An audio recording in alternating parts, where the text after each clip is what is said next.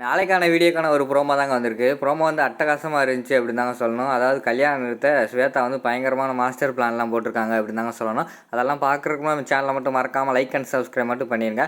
First எடுத்தோடனே ஆதி அவங்க ஃபேமிலியில் உள்ள எல்லாருமே நின்று பேசிக்கிட்டு இருக்கிற மாதிரி தான் காட்டிக்கிட்டு இருக்காங்க.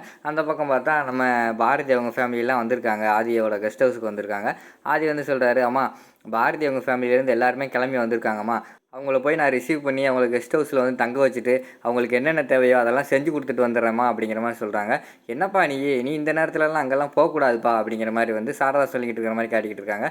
ஆமாம் மாப்பிள்ள, அதெல்லாம் நாங்கள் பார்த்துக்குறோம் அப்படிங்கிற மாதிரி சொல்கிறாங்க.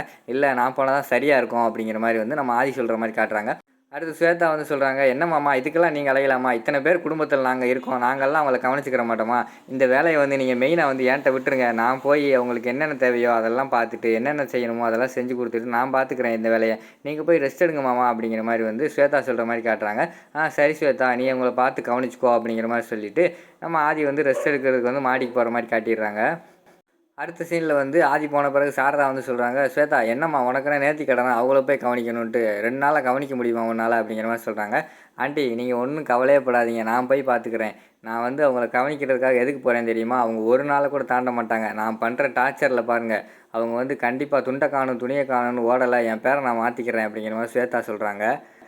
அப்படியா, நீ என்னம்மா பண்ண போகிற அப்படிங்கிற மாதிரி வந்து சாரதா கேட்குற மாதிரி சொல்கிறாங்க.